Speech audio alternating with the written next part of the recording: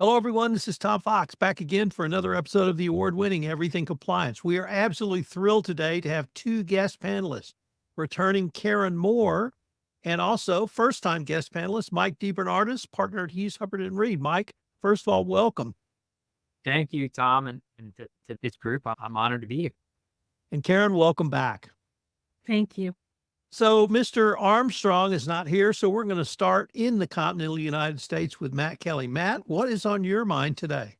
Hi, Tom. So what is on my mind is the plight of the Federal Deposit Insurance Corporation. That is one of the country's primary banking regulators here in the United States. And last week, the FDIC released a report about its deeply flawed corporate culture. And there are many lessons here for corporate compliance professionals. We can get into those.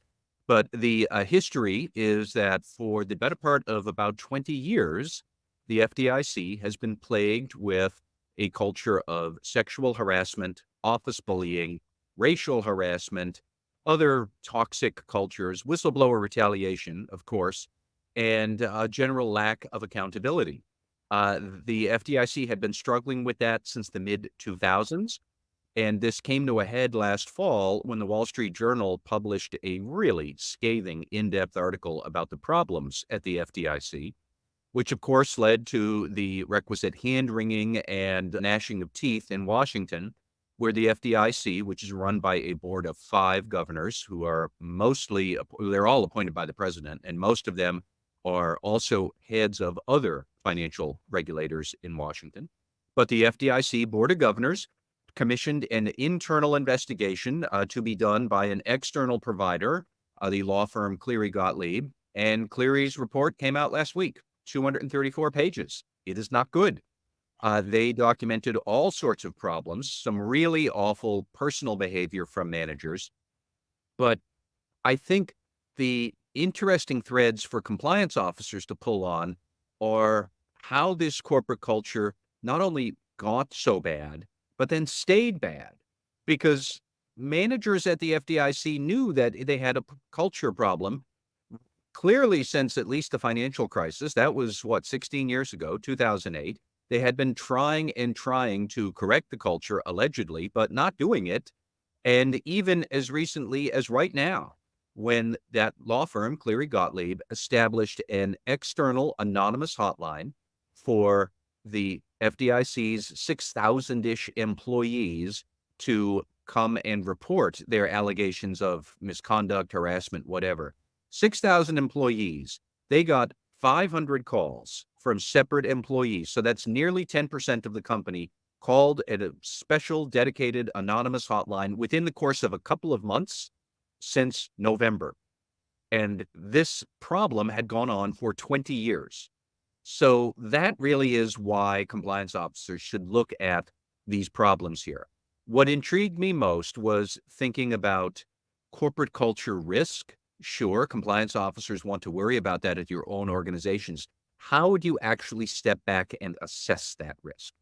And I have written about this in a couple of different posts now. My first pass at this was actually, I think we would be remiss, all organizations would be remiss, if you're assessing the risks of a flawed corporate culture, step back and actually say, what is the fundamental structure of our organization and what is its mission? How is it set up?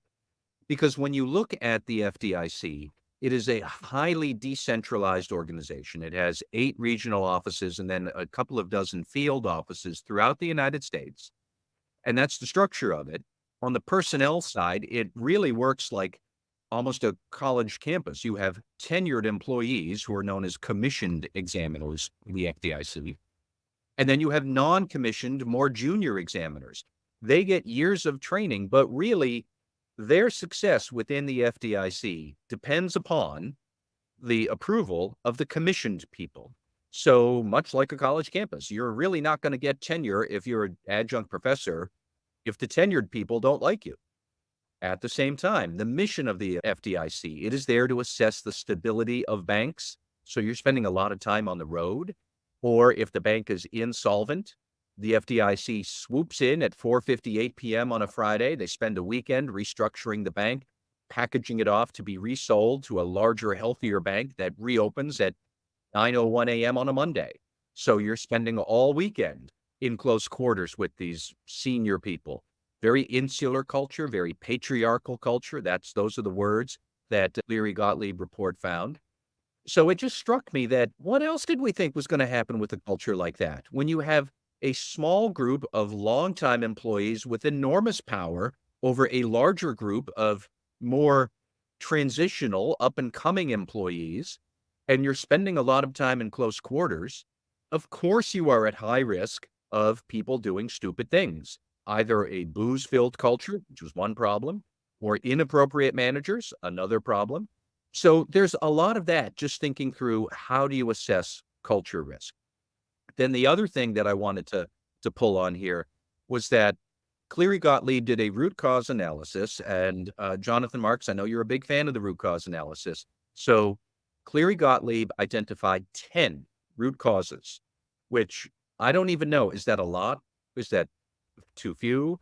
I get that most companies with problems have multiple root causes. 10 seems like a lot. But the very first root cause that Cleary Gottlieb identified was a lack of accountability. I thought about that too, because that is probably a chronic complaint at a lot of dysfunctional organizations, except I'm not sure lack of accountability, is that a cause or is that a symptom of other causes? Because really, when you think about it, some of the other root causes at the FDIC were sloppy record keeping, so you couldn't double check that discipline is consistent, conflicting policies and internal reporting channels when somebody has to report harassment or wants to. Maybe you're going to report one type of harassment to the wrong channel, and then you don't have the protections you thought. They were focusing on, let me see, I pulled up a list here. Some of the other ones were investigative functions that were poorly designed. You are reporting a complaint to the same team that then investigates the complaint, which actually works for central administration. So you have to question whether that team investigating your complaint is independent. Failure by management to talk about the appropriateness or the importance of internal reporting. A risk-averse institution. I thought that was really quite telling that a lot of the managers there, when they were confronted with a problem, and maybe you should have employee discipline, they were more afraid of, if we take action, will this lead to a big, messy litigation mess with the offending employee, versus what's the risk of not taking any action? The risk of not taking any action is employees thinking nothing gets done. So there's no accountability. And it was just an interesting reminder that when we talk about lack of accountability, which we talk about in ethics and compliance all the time, it's not really a problem unto itself. It is the result of other problems and other choices management makes that often are very practical. You have the sloppy channels, you have the poorly structured investigations, bad record keeping. Those are not things that just kind of come up out of nowhere. You choose to allow a lot of these problems, and then, like a ghost out of the machine, along comes lack of accountability. It's not a problem unto itself. It is the result of other problems companies deliberately decide to live with. And I mean, I could keep on going, as most people could figure out by now, but the FDIC is going to be a fascinating case study for ethics and compliance people who worry about corporate culture. Karen, you have a question or comment for Matt? I do. Matt, first of all, thanks for parsing that many pages of the report, because it really is rich and ripe, but also long to read. I do have a question, and because the FDIC is such a decentralized organization, and you always run the risk in that kind of structure of microcultures, which then create potential benefits and also more often potential problems. How do you handle compliance and these microcultures? How do you get a handle on those, and what do you do about them? I've thought about that from time to time, even separate from the FDIC, because I do think we sometimes overlook the important point that within a large organization, you will have a culture of something, compliance, retaliation, harassment, high ethics. But within various fiefdoms, there are going to be subcultures, and that is okay to some extent. But one thing I think that we miss is that we don't study what is the natural likelihood of subcultures emerging.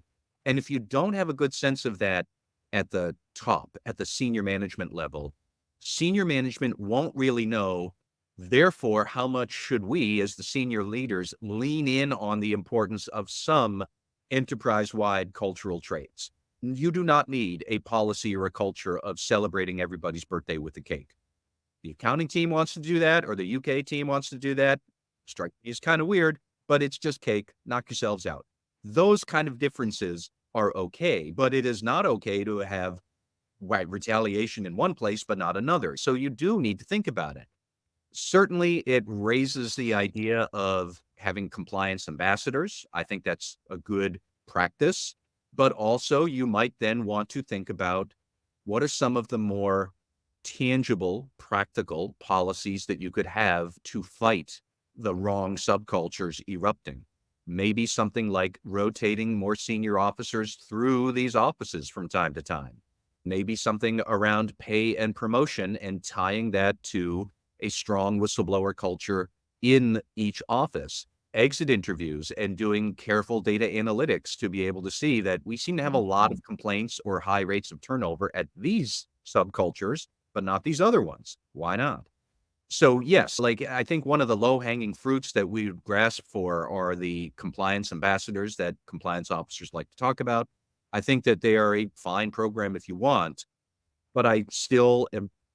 One of the big lessons that struck me with the FDIC is how much a lot of the antidote measures are just practical HR sort of stuff that you could think about. Rotating senior employees, pay and promotion procedures, exit interviews, sentiment surveys, things like those are things that you can do. Those are mechanical, really. It's not just about senior managers getting up on a soapbox and exhortations for good corporate culture. Those are good. Those are important. But if you do all of that without the practical stuff, then who cares? The practical stuff matters. And it was glaring to see how much it mattered with this long-term problem at the FDIC. We haven't had a full episode that was entitled the Rant Edition, but I feel like coming on. Matt, I want to change the focus a little bit to ask you about the congressional hearings that happened this week.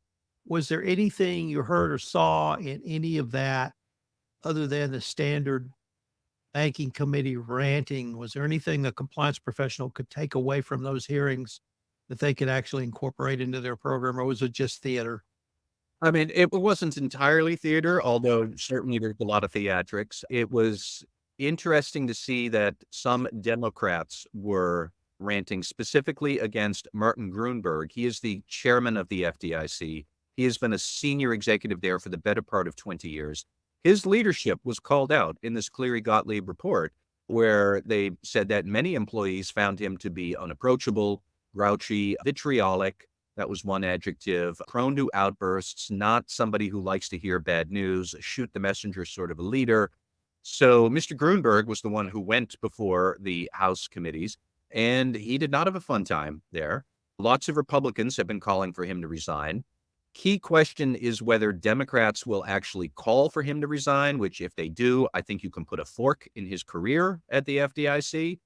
They didn't call for him to resign, but a lot of them did say like some really unflattering stuff. He is clearly on some very thin ice there, perhaps not undeservedly, but he didn't say he was going to resign. And as a practical matter, if he does resign, the thing for compliance officers in the banking sector is that's going to gum up the work of banking regulatory policy, at least until 2025. Because if he goes, there's a 4-4 partisan split, and we ain't doing anything on big banking regulatory policy until that split gets resolved by having a new FDIC chairman. Maybe it'll be Joe Biden who gets reelected, puts a new chairman in. Maybe it'll be Donald Trump. Who knows who he might put in at the FDIC, but that Republican-led commission will go in a very different direction. So if Grunenberg leaves, that will have big implications for some pending banking regulatory policies. I don't think it will have anything really, no other significant lessons for compliance officers overall, but if you're in banking, you might want to watch this and see what happens. I don't know if he's going to resign or not. It seems like he is one big file of bad news away from being forced out the door. I'm not sure if there's I don't know what else could be worse for the FDIC, but bad agencies continue to impress me. Who knows what might be coming next? All right, we'll move to one of our guest panelists, Karen Moore. Karen, you got interested in a Court of Appeals decision on a Title VII and Equal Protection Clause case regarding DEI training. Could you tell us about that? Yes, I've been itching to talk about this decision ever since it came out in March, and it pretty vaguely crosses over with something Matt said that came out of the FDIC report, and that is how investigations are done on the intake and follow-up methods. In this case, we've got Joshua Young, who worked at the Department of Corrections in Colorado. By all accounts, a high performer, promoted a couple of times. He filed a complaint with the Department of Correction, informing them that some DEI training that he had taken was racially biased.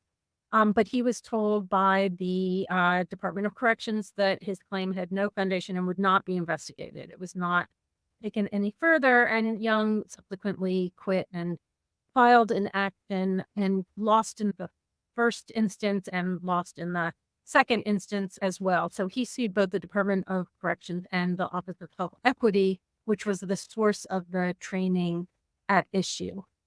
Young filed the case based on two different theories. One was under Title VII of the Civil Rights Act, and the other claiming violations of the Equal Protection Clause of the U.S. Constitution. Now, he lost on the U.S. Constitution one on completely procedural grounds. So we're going to really want to focus a little bit more on Title VII, even though that the substance of this case, which is very worth reading, is actually not the point that ultimately I want to make. But in any event, he claimed that the complaint centered around this one-time mandatory online training, and that the training contained sweeping negative generalizations, race-based, as did the additional reading. And this created this hostile environment such that he felt it was covered by Title VII, and his termination, or his voluntary termination, his decision to quit, was based on harassment arising out of this training.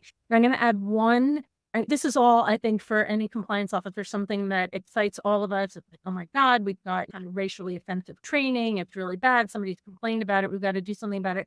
Why didn't they do anything about it? I want to add one extra fact, and I want everybody listening to check their own immediate reaction and what your reaction would have been having received this complaint, which is that Joshua Young is white.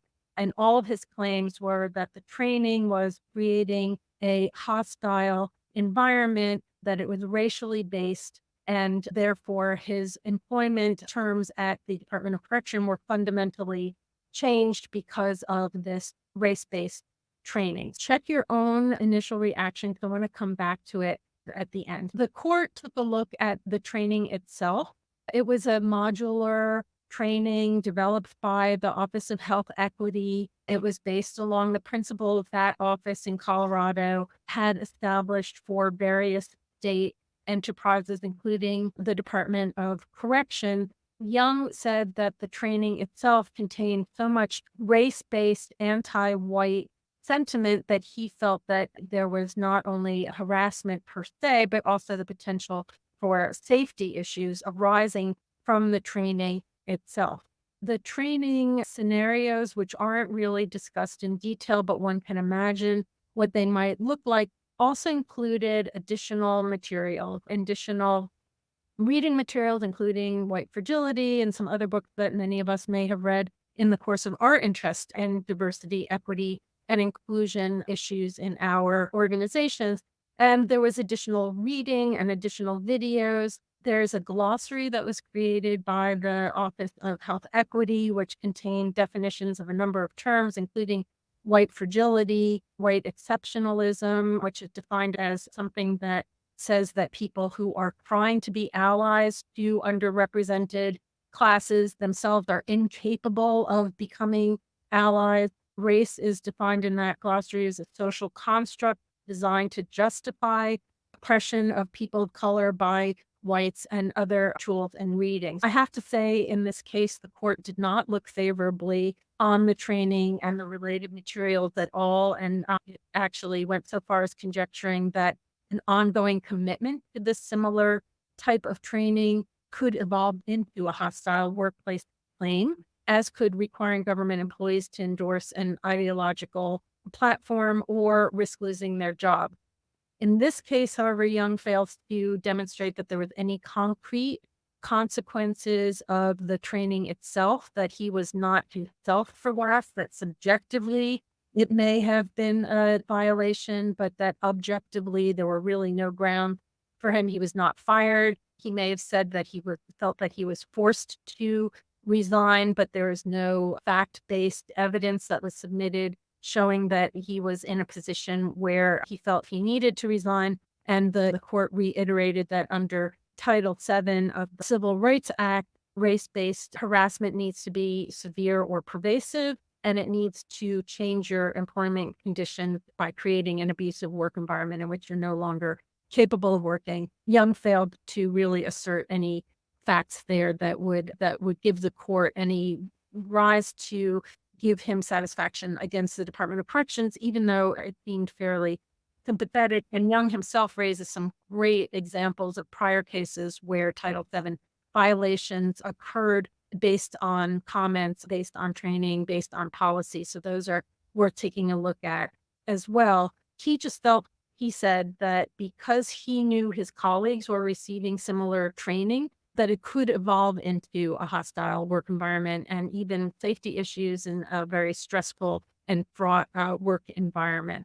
His equal protection claims were not addressed because of his lack of standing. He was a government employee, but not at the time that he filed suit. He resigned before filing. Overall, I think this is a really interesting case. It really excited me when I first heard just the initial facts, and I have to fact check myself. And I'm interested in what others' initial reactions were, because as a compliance officer, when I hear, oh, there's a white guy in a prison who's complaining that the DEI training was anti-white, blah, blah, blah, my first reaction was, oh, nothing there. And then I realized that this is exactly the kind of reaction that we can have that brings our own prejudices to the fore, even if not entirely consciously, because if you do not listen to people when they've got an issue, if you don't listen and respect people when they make the effort to raise a complaint and actually look into that complaint, you first of all miss the opportunity to correct things that may be going wrong. And if not, you miss the opportunity to educate the person, to make them feel heard, to have a conversation, make them see perhaps a different perspective than they started out with. So I think that not letting your own bias diminish your ability to investigate and correct is really something that is endemic, or something that is very tempting when you're a compliance officer who's overburdened possibly by complaints here. The Department of Corrections lost what it considered to be a high-performing individual. The court now has already kind of raised the specter of problems that one hopes the Office of Health Equity in Colorado will take a look at its own training and potentially address. And for compliance officers everywhere, listen when people are unhappy, even if you start with the assumption that they are wrong or they do not have anything worthy of listening to. That is Young versus Department of Corrections and the Colorado Office of Health Equity. A small warning. Matt, you have a question or comment for Karen? I do, actually. I think that this is a really important point that Karen brings up about listening to people even when they are challenging your preconceived notions. And I can take it in a very different and unfortunately darker direction, that here in New England, we were haunted by a case of a young girl, Haley Montgomery, who was beaten to death by her father, who was a violent criminal. And before that happened, this girl had disappeared and nobody knew where she was. This was in the early part of the 2020s, and the pandemic did not help. But the only person who was running around saying, wait a minute, a 5-year-old is missing, we need to find her, was her mother, who was homeless, a junkie, and had a criminal record herself. But she was not violent, and she did love her daughter. And she was running around for a year looking at social service agencies, schools, police, trying to get anybody to listen to her. That my daughter seems to be missing. I fear the worst for her and her father. And of course, the worst happened, and her father was very recently convicted of murder and sentenced to, I think, the rest of his life in jail, which is exactly where he belongs. And it's easy when somebody raises a hotline complaint, when a Black person says, I'm suffering racism, when a woman says she's suffering sexual harassment, you listen to that because that fits what you would normally expect. But when a homeless junkie with a criminal record calls you up and spins out this crazy story about a missing kid for a year and how could that possibly happen, are we all sure that we would listen to that? Because I've been in the news business for a long time. I've had my share of crazy people call me up on the phone, spinning out all sorts of stuff. And it is a point that haunts me about, are we as ready as we like to think to hear complaints, even when they come from an unusual source and it's an unusual set of facts that challenges our preconceived notions. And in New England, at least with that Haley Montgomery case, a lot of us, we screwed it up terribly. It does sound like this particular case, the guy didn't have much there, but that's not the issue. The issue is whether when somebody comes and calls you up that doesn't fit your expectations of what a complaint would be, are you still fully able to hear that objectively? And I think that maybe sometimes we delude ourselves about that. Yeah, I think you're so on point, Matt. And he may not have had a Title VII claim for harassment, but he certainly had some issues that he felt were important and valid enough to bring up internally with his organization. And the court didn't disagree with that. Mike DeBernardis, do you have a question or comment for Karen? Yeah, I mean, I think we're as a group in agreement here that this is a kind of a good example of the issues that can arise when, if we're sort of pigeonholing it, when the intake on a complaint is taking up, and bias isn't necessarily the perfect word here, but taking letting their own bias influence maybe how they react to that complaint. I think the tougher question is, as an organization, and Karen and Matt and everybody else, I'm curious for your thoughts, how do you combat that? Right? Especially when you have a whistleblower program where you're maybe getting hundreds of complaints a day. How do you go about combating allowing the reviewer's own personal biases or an organization's biases influence how you react to those complaints? Yeah, I think that's a great question, Michael, because I know from experience that sometimes you get more complaints than you feel equipped to handle. And you've got to establish some very objective criteria. And my approach to investigations has always been, as long as there is an allegation that, if proven true, would violate our code of conduct or our related policies, we will investigate.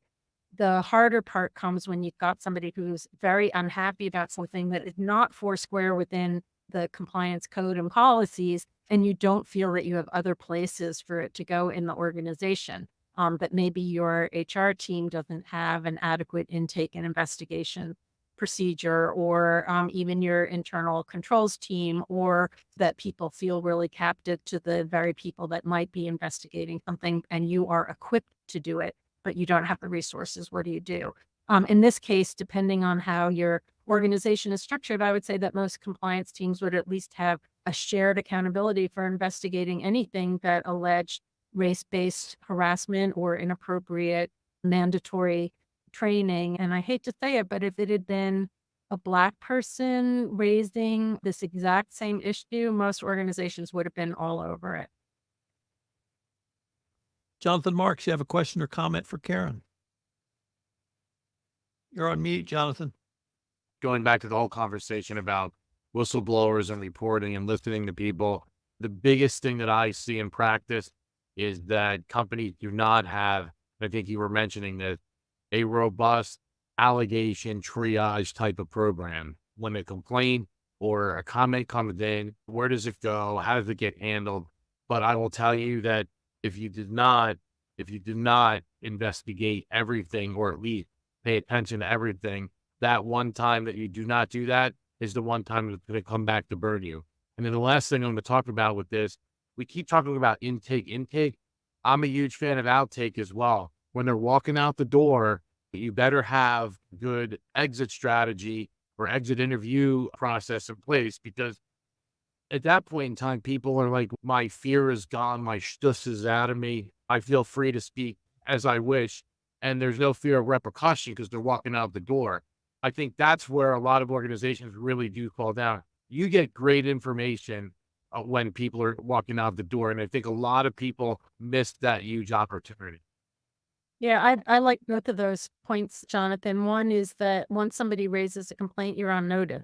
So completely ignoring it and failing to do at least an initial intake and a proper evaluation is dangerous for the organization, but it also creates that lack of respect for the reporter who's bothered to speak up about something and who may not have any basis for a claim at all, but should be heard and feel that they've been heard. And then that exit interview, that's a drum I've been banging for such a long time, because you get great information there, but you both get HR a little bit reluctant. And then I find that my legal colleagues sometimes also get head up about it. It's like, then the employee's in an adverse position the minute they walk out the door and we shouldn't be talking to them. So yeah, everything's complicated. Yeah. All right, Jonathan Marks, I ask you to consider the new PCAO rules on auditor quality controls. What did you decide? Yeah, before I get into this, I have to give a disclaimer that these are my opinions and not that of BDO, but we'll talk about that. But I mean, overall, the new PCAOB standard on auditor quality control, it's QC 1000, introduces this integrated risk-based framework to aim to improve an audit firm's quality control system. What does this sound like just by reading that? I mean, it sounds like that the PCAOB is finally coming into the current reality that the risk landscape has changed, and we need to kind of fix this a little bit and recalibrate or tune a little bit. Why the PCAOB decided to issue this new quality control standard? It was in response, literally, to significant changes in the audit environment and the deficiencies identified in audit engagement and quality control failures during inspection. They have taken the lead here, like we all should, and using that feedback that we're getting, that feedback loop, to better the overall process.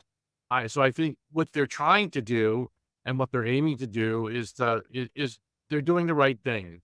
There were 43 or so comment letters submitted by various stakeholders, including accounting firms, investors, and academics, which generally, when I read it, indicate a positive outlook towards this new standard, emphasizing, I think, kind of its potential to enhance audit quality. And that's really what we're driving at, we're the gatekeepers of the capital market, so to speak, as auditors. But I think overall, the comments reflect that there was a collaborative effort to ensure that the final standard effectively actually addressed the evolving need of the audit environment, balancing, there's a technology piece that flows into here too, but technological advancements and changing business practices with the need for rigorous audit quality control. Key element of this, like I mentioned early on, but I'll kind of highlight them because I thought it was interesting when I went through and did my read. There's a risk assessment and management. Firms now are required to establish clear quality objectives, assess potential risks to these objectives, and respond appropriately to manage these risks. Again, this nomenclature that I'm going to say shouldn't be new to any of us. Monitoring and remediation, again, words flowing out of the PCAOB now that we've all been talking and bantering about for years and years, but there's a strong emphasis on ongoing monitoring now and a remediation process, which help firms continuously evaluate and improve their quality control systems. All of this and a lot of this has been going on already. I think this just really formalizes it, because I think being in this environment for as long as I have, I know we're always trying to do better, and we're always trying to make sure that things are as complete and accurate as they possibly can. The third component of this is annual reporting. Yeah. Audit firms must annually evaluate the effectiveness of their QC systems and report these evaluations to the PCAOB through a new non-public form that they have created. It's called Form QC. Here's maybe a little bit of a twist for larger firms. And I don't know, this is kind of where I get a little bit, I'll talk about it and then we can talk about it together. But for larger firms, there's this external oversight now discussion that requires an internal quality control function They call it the EQ. I think the EQCF, to ensure independent judgment in evaluating the firm's quality control system.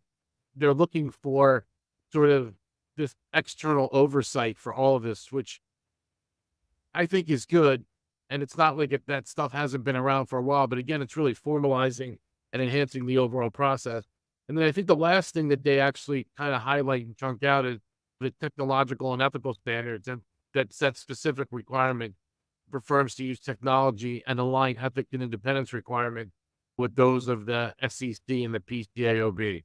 This standard goes into effect on December 15th of 2025, and its goal is to support, like I said, consistent, high-quality audits by adapting to the changing technological and business landscape of the auditing practices that are around. But in closing for today's discussion, and thank you for bringing up this topic, Tom, this marks, to me, a pivotal advancement in the whole quality assurance process. Because again, I think we've done a good job of articulating somewhat what we're expecting of certain groups. And I think this is sort of right there with that. By addressing these gaps in older standards and responding to these modern complexities of audit environment, this standard really does offer a structured, risk-based approach that promotes greater accountability and continuous improvement, which again, sounds like all the stuff that we talk about all the time. I can't guarantee if it'll work or not. I don't know if there's going to be changes, but it does represent a significant step forward, safeguarding the integrity of financial reporting and enhancing investor confidence, making it a crucial update, I believe, for the audit industry. So that's my take on this QC 1000. Matt, do you have a question or comment for Jonathan? I do have a question for you, Jonathan. So I see things like that standard, and I see other pronouncements from the PCAOB and the Securities and Exchange Commission. Like the PCAOB had an alert not long ago for how firms should be more skeptical or thoughtful about evidence produced by their clients or other third parties. Like, it looks to me like generally the PCAOB is telling audit firms do better at our lofty goal of being skeptical about what is going on with your clients. And what is your take on that? Because for a lot of listeners who are at companies saying, this is cool, but what does it have to do with me? It's like, I suspect this is going to touch them eventually as the firms feel more pressure to, like I said, do better at being skeptical, high integrity firms that look very askance at what people are telling them, which is an auditor's job.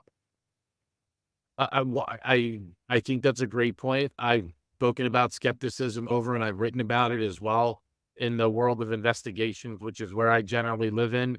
We talk about skepticism as being that sort of that kryptonite, if you will. When I actually lecture about this, I tell everyone, hey, from a white collar perspective, white collar criminals build a false sense of integrity around themselves because they want you to want them. And the answer is trust. And when you trust them, you lower your level of skepticism. So when you lower your level of skepticism, I think that's really where bad things really happen. And Matt, your points are right on. I think a lot of this really goes back to stuff that has been brought out by, I believe the Center for Audit Quality has brought out this topic before about skepticism. I could be wrong, but I'm pretty sure that they've addressed it. I know that there have been articles written about it, but I think really fundamentally, after thinking about this and reading through this and coming up with my own independent conclusion, I came up with the same thing that, there's a couple key things in there that I think that from an auditing perspective, which I know a lot of the firms are doing, they're revamping and modifying their training and they're calling folks out. But it also goes back to the fact that I believe that if somebody sees that there's something there has to be an avenue to respectfully make those comments, knowing that at some point you may disagree with somebody. And everybody loves great news, but they hate horrible news or when somebody goes against whatever it is that they're thinking. And I think until we get to that human factor, so to speak, is always going to be a play here. And it's always going to be a risk. You could train everyone to the best they possibly can be, and they can know every FASB or that's out there. But at the end of the day, it really comes down to the human. And the human in the loop, so to speak. And if that human in the loop is not applying the right level of skepticism when they're evaluating audit evidence or looking at an accrual or an estimate or things like that, or an interpretation of an accounting pronouncement, it may not be as complete and accurate as it should be. So I think the human element of this really is something that I hope is on folks' radar. I hope that the training has been modified because we've done it for internal audit. We've done it, or we're trying to do it for compliance. I think we're in that swim now. And, from an auditing perspective, you look at where they fit in the whole ecosystem of all of this. I think it's right for that. I think that discussion is definitely ripe. And I think that your comments are spot on, but you're not going to eliminate that at all. It can't be eliminated. It can be controlled. It can be monitored. It can be evaluated. It can be challenged. But eliminating folks for not applying the right level of skepticism, that's a tough one. Mike DeBernardis, as everyone knows, in March, the Deputy Attorney General Lisa Monaco announced a new DOJ whistleblower incentive program and put the DOJ on a sprint to get policy released. We've had some information on that policy. Mary Inman, who is a whistleblower representing lawyer, has visited with us on this topic. But I wanted to bring you on because you and your colleagues at Hughes Hubbard do corporate investigations, white collar investigations, sometimes FCPA. And I wanted to ask you, what do you think this new DOJ policy will mean for in-house compliance professionals and outside counsel like yourself in terms of your investigation or anything else that might be on your mind? Sure. Yeah, thanks. And I'm going to address your points first, but there is something else related that's on my mind, the even more recent pilot program to encourage for voluntary self-disclosure by individuals, which I think the two things running parallel to each other could have major implications for companies dealing with allegations internally. But so the whistleblower program you're referencing, which is full details, kind of TBA, really appears to be designed to fill in some gaps. There's a patchwork of whistleblower programs out there now at the SEC and the FTC and others. And there's a feeling that there are certain types of allegations, certain types of whistleblowers that maybe that weren't covered by those programs. And this was meant to fill those gaps. It's also, I think, just consistent with the last few years or policy adjustments that the DOJ has made to more efficiently learn of potential misconduct, right? The most efficient way to learn of potential misconduct is to have people come and tell you about it. And there's been a lot of emphasis over the last couple of years on finding ways to encourage companies to disclose misconduct themselves. And of course, this is an effort to get individuals to disclose it themselves. So I think if we're talking about the monetary sort of whistleblower rewards program, from a compliance professional, from an in-house perspective, I think one of the issues it raises for me is the impact that this type of program can have on an internal whistleblower program, right? Because companies for decades really have been slowly trying to implement internal programs to get employees comfortable.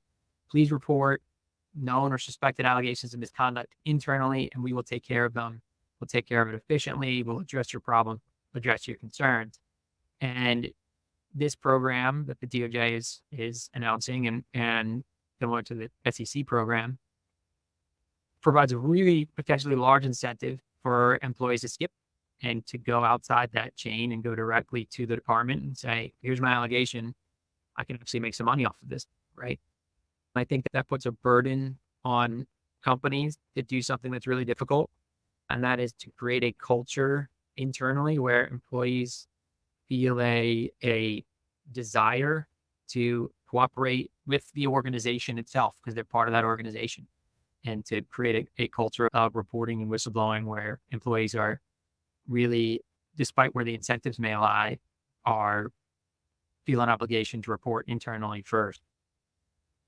Did want to talk briefly about the voluntary disclosure program, because I think the two things together also put significant pressure on internal investigations and the timing of those things. The voluntary disclosure program, which the criminal division announced, offers the carrot of a non-prosecution agreement for individuals who basically tell on themselves and their company, right? So A whistleblower program is, at least as announced, will exclude people who are actually involved in misconduct. The voluntary disclosure program is designed for that. Come to us if you have done something wrong. We have the carrot here of a non-prosecution agreement if this information is unknown to us, and you're going to cooperate and testify against other wrongdoers in the company, take some other steps, we will potentially not prosecute you. That's also a very big incentive. No monetary reward, but it's a big incentive. But the implication, I think, for companies responding to allegations of misconduct are really profound in some ways, because the DOJ in particular has been making tweaks to its policies to encourage self-disclosure by companies and to encourage it to happen quickly, right? There's a lot of time pressure already built into the system. If you want to get credit for voluntary disclosure, you have to make your disclosure quickly. We saw this in the FCPA context with the Albemarle case. I think Albemarle ultimately disclosed within 16 months of learning of the misconduct after having conducted an investigation. And the DOJ decided that wasn't passive, right? So that pressure was already there. But now with these two components combined, this whistleblower program and the voluntary disclosure program for individuals, you have a potential race to the department, right? I got to be the first one in the door. And particularly for this voluntary disclosure program, you could run the risk of you get an allegation internally, you start an investigation, and now if the wrongdoer within the company learns of your investigation, they know the facts, right? They already know that they've committed wrongdoing. You're behind the ball. You have to investigate to really justify the allegation, and they can beat you to the DOJ. You can be moving as fast as you want, but if they learn of your investigation, they could beat you in the door to be the one who actually discloses this issue, and now you've missed out on your opportunity for self-disclosure. So it really amps up the time pressure. It creates some interesting issues in terms of how to structure an investigation, and especially in the early stages, to try to do it as quietly as possible, to not tip off internal folks that you're doing it, with the risk that they may go running the DOJ before you substantiated the allegation, and puts pressure on compliance professionals to create, and the organization overall, create a culture where employees want to be part of the organization and help the organization by keeping their allegations internal rather than sort of first instinct, knee-jerk reaction to go out external. Mike, in terms of, I'm going to pitch this to Jonathan Marks because he talks about triage as well as anyone I know. But in terms of triage, does this really ramp everything up now that even if it's a suspicion of something that may be beyond just the routine, they've got to pick up the phone and call outside counsel? We've heard the Department of Justice or Kenneth Polite talk about the need for speed and self-disclosures. Do those factors really ramp all this up together in a way that we haven't seen? I think that's a good question. And I think the real, just to add on there, there's a fundamental difference between an internal investigation and an independent investigation. And as you triage an allegation, the farther you get up the food chain within a company, if you're dealing with a senior leader or some critical issue or a board member or whatever, those require independent investigation. So I think a lot of what we're talking about here is more independent investigation, and it does ramp this up. I mean, there's always, and I'm sure Mike will agree with me, there's a lot of pressure on me as an investigator, as a forensic TPA, to get the answers more quickly today because there's pressure from the regulators. They want answers. But the problem with that is you can't really shortcut stuff. And now what it's forced us to do, which is what we have done, is we've taken a completely different approach to doing this other than that we did before. So before we even got to certain things in the investigative process, we went through this whole big machination. Now it's more of a, how do we use technology to kind of sift through vast amounts of data to get to something that may indicate or prove or disprove an allegation. There's a whole theory that you can never interview anybody unless you have data or something to put in front of them. A lot of these things are changing now because of the pressure put on us to get to these answers for this, from a disclosure perspective. I will tell you this, I will never give up or compromise my reputation, because if I have imperfect information and somebody's really pushing me to make a decision, I will disclaim the living daylight out of that. But at the end of the day, you have to do the right thing. And I think you need to go through a very thorough and detailed process. And that's where the lawyers and the investigators are really getting pounded on. And I think what may be good in theory, at the end of the day, in practice, it's really causing a little bit of consternation for us because of the pressure that's being put on us, not only by the regulator, now by the clients as well. Karen, do you have a question or comment for Mike? Yeah, I have a couple of questions actually, because now we're seeing the corporate enforcement policy on voluntary self-disclosure by the organization, the voluntary self-disclosure by individuals, and now this whistleblower program kind of not quite dovetailing with each other. So for an organization to try and address all of these in the same kind of context of an investigation, I think is extra challenging, not just from an internal strategy perspective, but also from who's going to report out rather than up. And I have, I guess, two real questions. One is the whole whistleblower thing. And I know this is my broken record, but for God's sakes, internally, we've got to rebrand that and not call it a whistleblower. Don't even put whistleblower in the mind of the employee. You know, it gets right back to the heart of everything we've been talking about today, frankly, on investigations, which is, does an employee feel heard? Do they feel respected? Do they feel something's going to happen? Do they feel that there will not be negative consequences to themselves, but actually positive consequences to themselves? Are they going to be rewarded not monetarily, but from the way they're viewed within the organization and their opportunities there? That kind of whole loyalty question, which I still struggle with, but a whole other topic of conversation. So question number one for you, Michael, is what is the ability, and it really struck me when you said that if you are aware now of the internal investigation and now you see this personal benefit to reporting out because you've learned about this internally, how do you manage that within the course of an internal investigation without then creating a new risk that you may be taking actions which are seen as having a chilling effect on the ability to report out?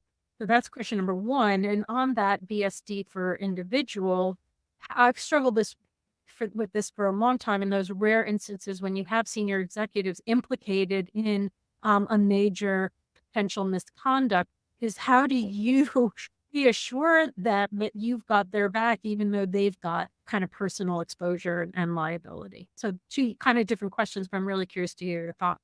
Yeah. So I'll start with the second question, because one of the things that's I think partially the DOJ was anticipating was this issue. And so the very senior executives, like the CFO and CEO, are actually excluded from eligibility. They can't avail themselves of this program. I think it was probably a wise decision. But I think the overall, there's a tension there between when you're doing an investigation, especially dealing with executives, managers who are potentially implicated, right? There's a tension there because you're demanding their participation in an investigation and their cooperation. Most of the time, I don't say most of the oftentimes, it is against their best personal interests to cooperate because they may have criminal exposure involved if the allegations are substantiated. So it's a very difficult tension, and especially as the DOJ has ramped up pressure on companies to full cooperation means tell us who and how. All right. So we get a name versus the old days where you could kind of say, yeah, we as a company did it, but we're not going to tell you who exactly was involved. So it does create a tension. It's a very difficult balance. I wish there was a one size fits all answer for it. If not, I think it varies depending on the approach, has to vary depending on the facts and circumstances and frankly, the personalities of individuals involved and the personality of the sort of company and its culture in general.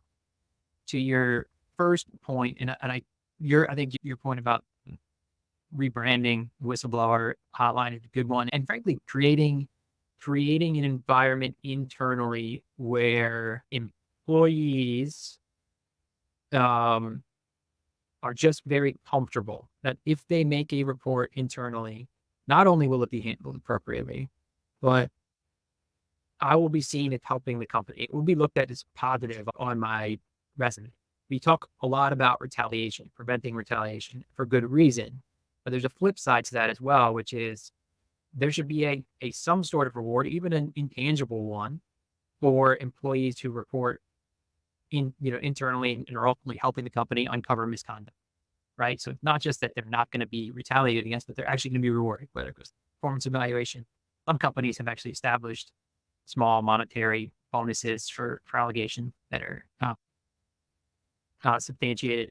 But that is a cultural move that it's not an easy thing to do. It takes years and years, as you might imagine.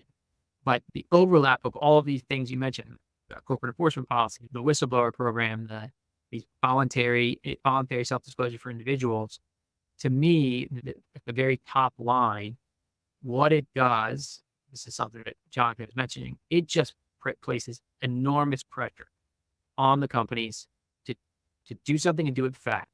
And I think the DOJ recognizes that, especially with the voluntary disclosure program, but really the whistleblower program and the voluntary disclosure program together. One of the things they mentioned is we know that companies, in doing an analysis of whether they should self-disclose misconduct, we know one of the things that they're doing is assessing how likely it is we're going to find out from somewhere else. Something that Tom and I talk about, that's a big part of that conversation. They're taking that and saying, we're going to shrink that. We're going to put those odds in our. It is now more likely, because of all these different things we're doing, it's more likely that somebody, you don't tell us, company, somebody will. And I think that's going to be meaningful for companies in how they respond to these investigations. Jonathan Marks, you have a question or comment for Mike? No, I think, Mike, you answered my question there with regards to the fact that there's just this balancing act, so to speak, and you have to kind of weigh the situation and evaluate each situation differently. But the odds of reporting are great. I mean, I've been in those conversations before where we're sitting down and we're going through sort of this. Here's what we have. Here's what we know. Here's the alleged bad actors. Here's the second ring or the periphery of potential bad actors. Who else could possibly know about this? Could they have already reported? Was it more on somebody's radar already? I mean, these are real conversations that are being had in boardrooms around the globe. And if you think that I'm kidding, I'm not. But it's become very interesting. The one thing that I wanted to ask you, though, Mike and Karen maybe, and even Matt and Tom, when you report an ethics violation, there are people out there that we all know and we've heard them speak, and some of us have read their books. There is some form of sort of post-traumatic stress disorder that comes into play here. And so I often wonder, and I spoke about this, I did an ethics presentation for the ACFB this week, and I believe I mentioned it. I often wonder that in these ethics programs, should somebody really employ, I hate to go back to fantasy land here, but if you go back and look at Bobby Axelrod's corporation and Billion, they had a psychologist on. And I often wonder if there was somebody there that somebody can go talk to, knowing that there'd be some confidentiality with that. It might diffuse some of what goes on in an organization, either from a fraud perspective or from somebody who has this great deal of trepidation to basically sit behind home plate and watch somebody coming around third base and not calling the play safer out.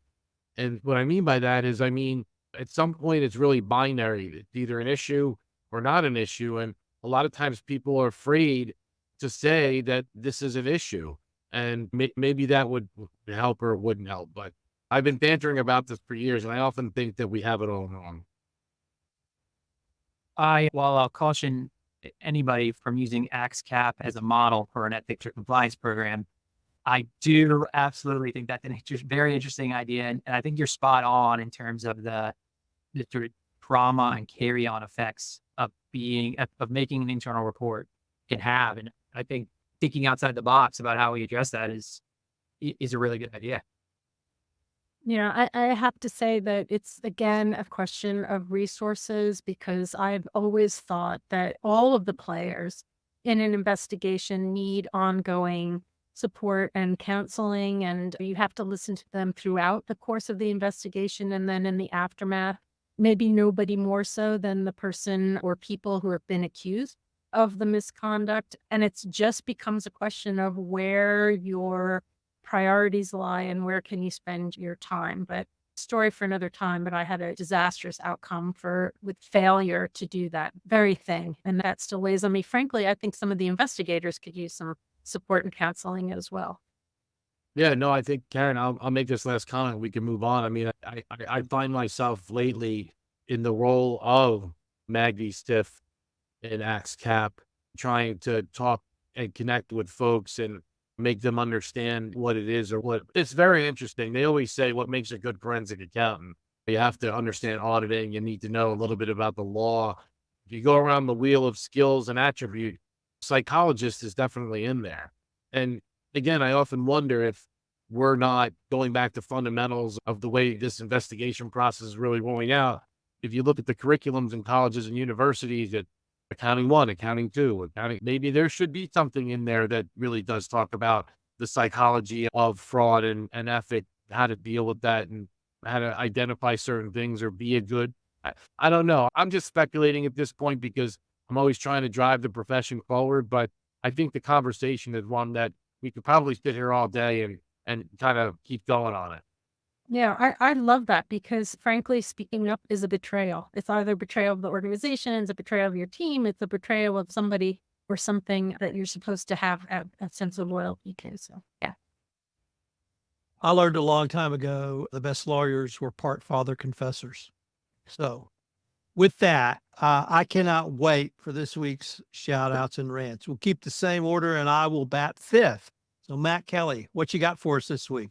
Today, I'm going to start with some praise and then probably wander off into a rant by the time I'm done. But I am here to praise the Supreme Court, which is not something I really have done lately in the last couple of years with this court, for their ruling earlier this week upholding the funding structure of the Consumer Financial Protection Bureau on a 7-2 vote, rather decisive, that yes, the CFPB can get its budget as a percentage of the Federal Reserve's budget rather than an annual appropriation. Congress, that is not news. There are multiple agencies out there that get their funding in this same way.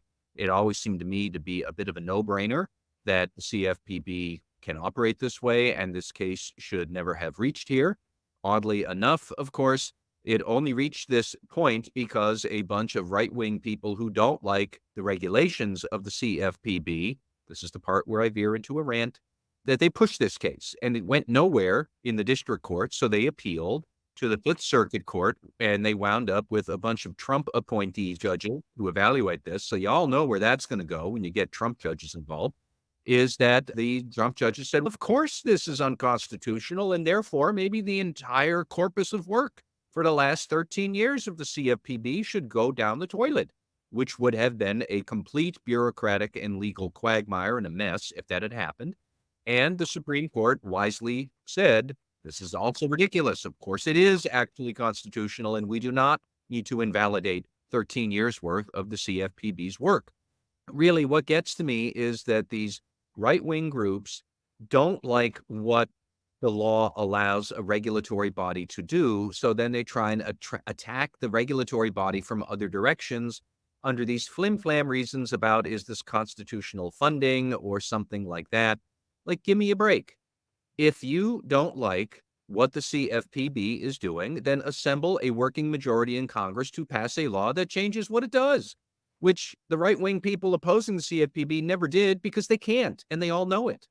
Most people in this country like the idea that there are some curbs on predatory financial practices, and I get that compliance with the CFPB's rules can be a pain in the neck, but hey, that's the job. This is what we elected Congress to do. This is the law that they passed in 2010, and therefore it all flows from that. I suppose that what my real rant here is these continuing attacks on the government's ability to solve problems, and that seems to be the beef that these critics have. And enough. If you don't want the government to solve problems, put a bunch of people into Congress who then defang the federal government. That's fine. You can do that. This is a democracy. That's not what they do. They wind up trying to use Trump judges to see if they can dismantle everything and leave everybody else vulnerable. And like, enough. And when even this Supreme Court says enough, of course, the CFPB can stay. That's really just says a lot about how weak this case is and the general lack of interest that this group has in solving the country's problems. That's all. I'm going to get off my soapbox. All right. We have a very high bar set. Karen Moore, what do you got? I've got flood sympathies going out first to Texas, where Texas is so big, but I heard flood and I immediately wanted to make sure Tom and his family were okay, and they are. But I want to talk about the flooding in Rio Grande do Sul in Brazil, where there are 500,000 people displaced, several hundred people dead, and untold numbers of people missing. And my shout out is going to go out to two rowers, Evaldo Mathias Becker and Piedro Tuchtenhagen, who have decided to drop out of the qualifying phase of their Olympic pitch in order to stay back and help out with flood victims and trying to find some of the missing people. I think the whole thing is made more poignant or maybe praiseworthy by the fact that in their category, the lightweight rowing category, this is their last chance at the Olympics. That category has been excluded as of the 2028 Olympics. So 2024 Paris was their last shot of bringing home a medal or just competing. So for people who have put Olympic preparation front and center for a long time and rowing at that level, to say, no, my country's more important, my country needs me, I really shout out to them and so many of the other, real heroes, noted and unnoted, who are stepping in difficult circumstances. Jonathan Marks. Bologna, salami, capicola, roast beef. My shout out is to Dylan Beard on the Olympic team, who is a Walmart deli counter employee who is going to be headed to the 2024 Summer Olympics. And Beard emerged as a surprise winner in the 60-meter hurdles at the Millrose Games in February. And it's really a great story. And I encourage you all out there to go read about it. And even more so, when people found out about this gentleman and his level of work ethic and the like. And that's one of the reasons why it really hit me pretty hard. And I think he deserves a shout out. And this guy's working in Walmart's Spice and Meat. And he also went and earned his master's degree in public health at Howard University. He's training for the Olympics. And so it's really an interesting story. But Beard was actually blown away when the Today Show's Craig Melvin presented him with a check from Walmart for $20,000 so his friends and family could support him as he makes his way to the Olympic trials. And I just think that's just awesome. And to everyone involved in that and for recognizing this man's zest for competing and especially working hard and his level of ethic, I just think it's remarkable. So a big, huge shout out to Dylan. Like DeBernardis. High bar, buddy. I know. I'm gonna go with a quick shout out to my Washington Commanders, who have, for the entirety of my adult life, caused me nothing but anguish and pain and suffering. And I am absolutely getting ahead of myself, but am just after what looked like a strong and competent draft process, seemed to be running a professional organization again. So I think talk about tone at the top. We could have many conversations about how the tone at the top of that organization has been affected, but I am optimistic for the first time in a long time. So shout out to the Commanders. Go Birds. I won't start with Go Cowboys then. There's been so much this week that I could talk about. I could talk about Marjorie Taylor Greene complaining about the false eyelashes of another House member. I could read about Greg Abbott, who pardoned a convicted murderer who, with malice aforethought and announcing on social media he was going to kill a Black Lives Matter protester drove directly into a crowd, stepped out of his car and shot one. I could rant about Justice Samuel Alito, who flew a Stop the Steal flag on January 6th from his house. But I'm going to shout out and rant to the city of Louisville because two things happened. The first was they released the video of the cab video of the driver who drove off the bridge over the Missouri River and hung there for an hour while she was rescued. It turned out a car had veered into her lane, dodging another car who had stopped on the bridge, and the driver, one Sidney Thomas, avoided hitting any other cars while driving her 18-wheeler and crashing through the rail. So shout out to Sidney Thomas. But Louisville being Louisville, you got to bookend it with a rant. So today, at the start of the PGA, police officer Brian Gillis arrests the #1 golfer in the world, Scott Scheffler, for some sort of driving violation. And I have to read what he was charged with, quote, damaged Detective Gillis uniform pants valued at approximately $80 beyond repair. City of Louisville welcoming the world's golfers to the PGA. What do? Let's arrest the #1 golfer in the world. Now, to Mr. Scheffler's credit, he is under par for his first round. What a great episode, guys. I can't thank you enough. Special shout out and thanks to Karen Moore and Mike DeBernardis for joining us, and I can't wait to see what we come up with next time, guys.